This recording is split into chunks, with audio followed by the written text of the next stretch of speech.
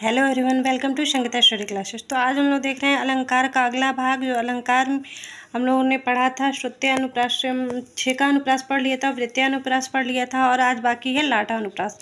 लाटानुप्रास के आगे हम लोग पढ़ेंगे। तो देखते हैं लाटानुप्रास क्या होता है। जहाँ पर वर्णों के साथ पूरी की पूरी पंक्ति दोहरा दी जाए, तो अर्थ दोनों पंक्तियों का आपस में विलोम हो।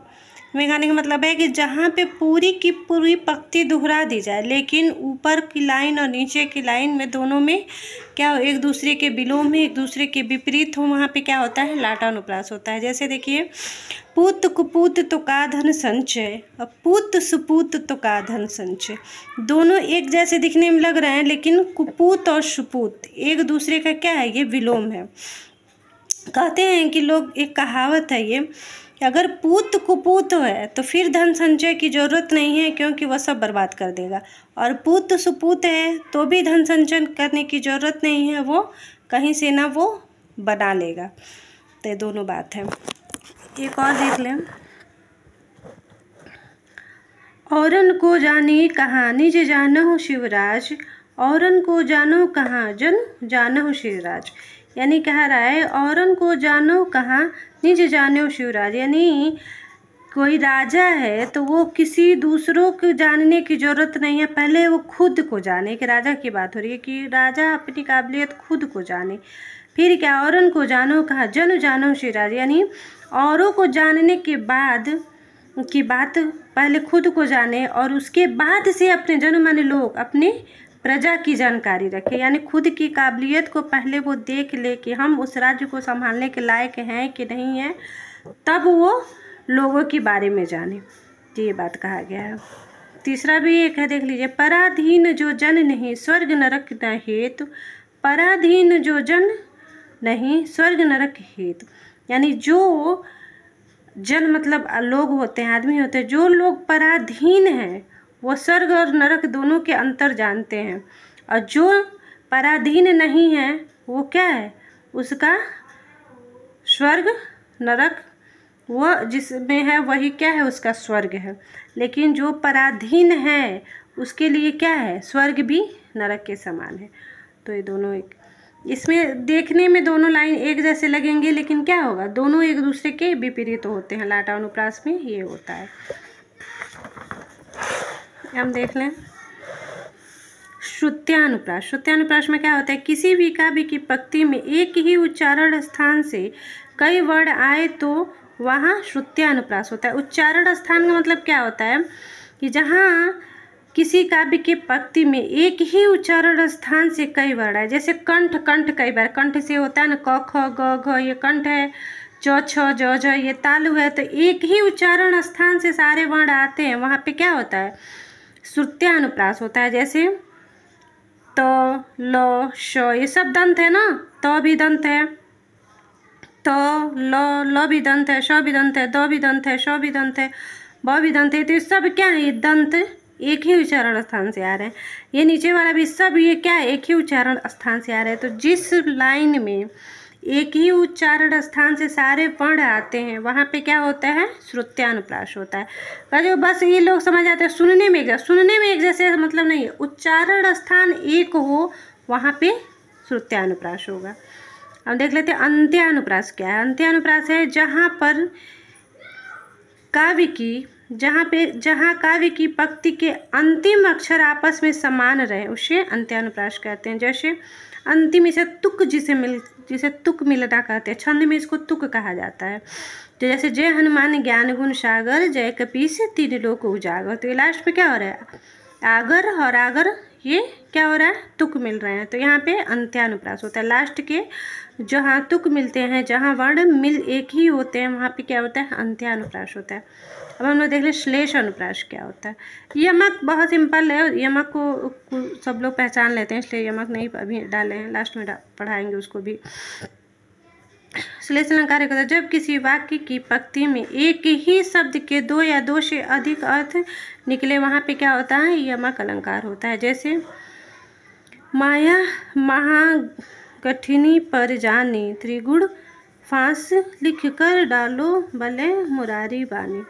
त्रिगुण यानी 3 गुणों की बात हो रही है, 3 गुण अलग अलग हो तो यहाँ पे क्या होता है, इसलिए यहाँ पे श्लेष अलंकार होता है। जैसे बहुत ही फेमस श्लेष अलंकार का एक उदाहरण है, आप लोगों ने सुना ही होगा, रहीमन पानी राखिए बिन पानी सब सून, पानी भयो न उबरो मोती मानुष्य। यानी रहीमन पानी क्या होता है कि एक मनुष्य के चरित्र पानी क्या होता है, इज्जत होता है। मोती की चमक पानी से बरकरार होती है, चूने की अस्तित्व पानी से बरकरार होती है।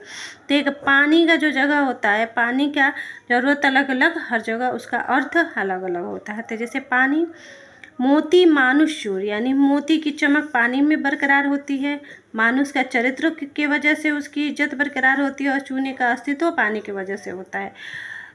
तो क्या मोती पानी में ही जन्मा है, पानी की वजह से उसकी चमक है, मनुष्य के चरित्र की वजह से उसकी चमक है, उसका समाज में इज्जत है। जो चरित्रहीन व्यक्ति का समाज में कोई इज्जत नहीं होता है, और चूने का अस्तित्व पानी के बगैर कुछ नहीं होता है, क्योंकि वो पत्थर हो जाता है।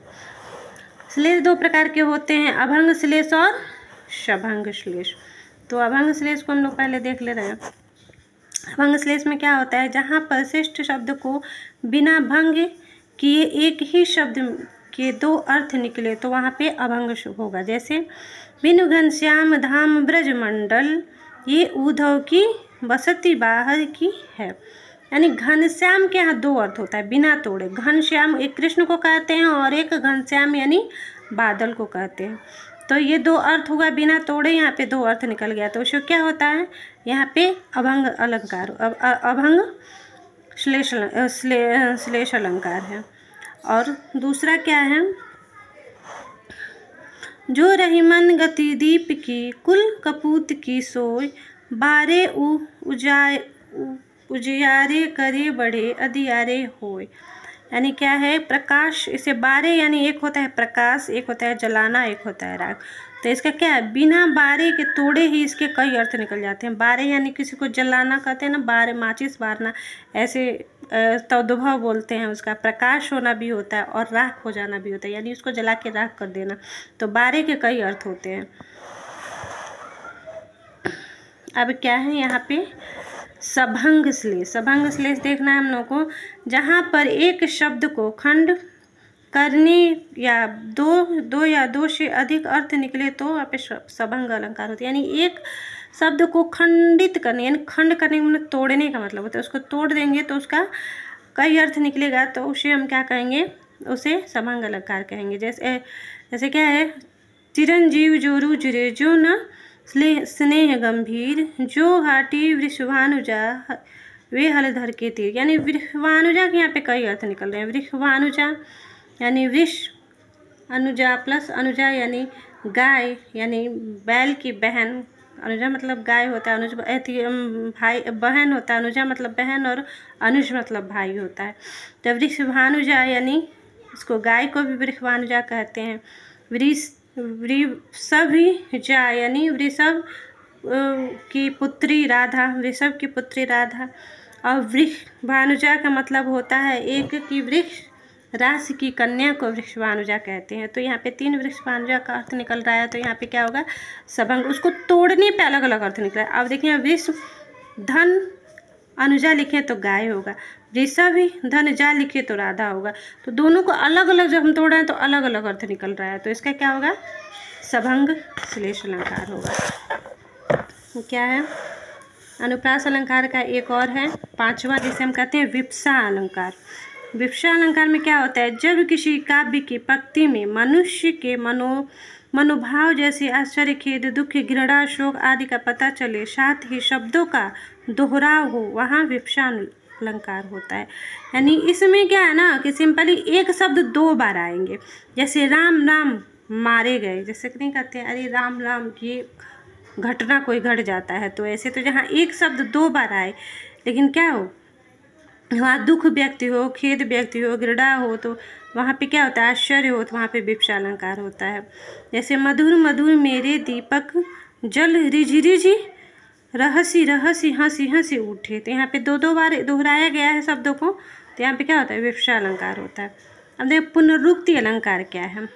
पुनरुक्ति अलंकार है जब किसी काव्य की पंक्ति में मनोभावों के अतिरिक्त काव्य सौंदर्य हेतु शब्दों का दोहराव हो तो वहाँ पे पुनरुक्ति अलंकार होता है। शब्दों का दोहराव हो तो वहाँ पे क्या होता है? पुनरुक्ति अलंकार होता है।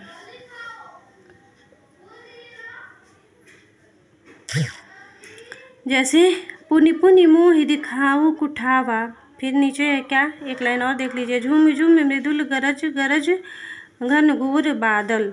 तो यहाँ पे क्या होगा?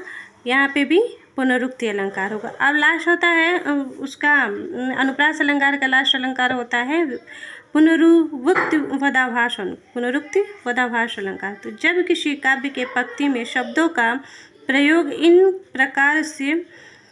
इस प्रकार से की जाए, यहाँ पर्याय का पुनरुक्ति न होकर पर्याय प्रतीक हो, वहाँ क्या होता है, या अर्थ भिन्न हो, तो वहाँ पुनरुक्ति वदाभाष होता है। इसका क्या होता है कि उसका पर्याय मतलब पर्यायवाची न हो के उसका अर्थ क्या हो, भिन्न हो, वहाँ पे पुनरुक्ति वदाभाष होता है। जैसे देख लें यहाँ, धूप छाँव सा भाव से सखी खोया नधीर, नहीं रहे ये पीर वे बने रहे वे पीर। मतलब यह धूप छाँव सा भाव यानी धूप छाँव यानी सुख और दुख, सखी खोया नधीर यानी सुख और दुख में सखी मैंने धीर यानी धैर्य को नहीं खोया, नहीं रहे वे पीर वे नहीं बने वे पीर, यानी कि नहीं रहे वे पीर मतलब वे लोग मेरे दर्द नहीं बने और बने रहे सुपीर। जो मेरे सुख के कारण थे वो तो नहीं रहे, लेकिन जो मेरे दुख के कारण थे वो हमेशा मेरे जीवन में बने रहे। यही कहने का मतलब है इसका। और नीचे वाला एक देख लीजिए क्या है, वे बरगद के पेड़ थे पक्षी पाते दौर, छाँव घनी देते रहे उन साको इन और। उसी का अर्थ ये भी है कि वो बरगद के पेड़ थे जो पक्षी थे उसके अंदर छाँव लेते रहे, लेकिन वो बरगद क्या था, धूप में जलता था। तो कैसा लगा आप लोगों को ज़रूर लिखिएगा और कमेंट करके ज़रूर लिखिएगा। Thank you very much.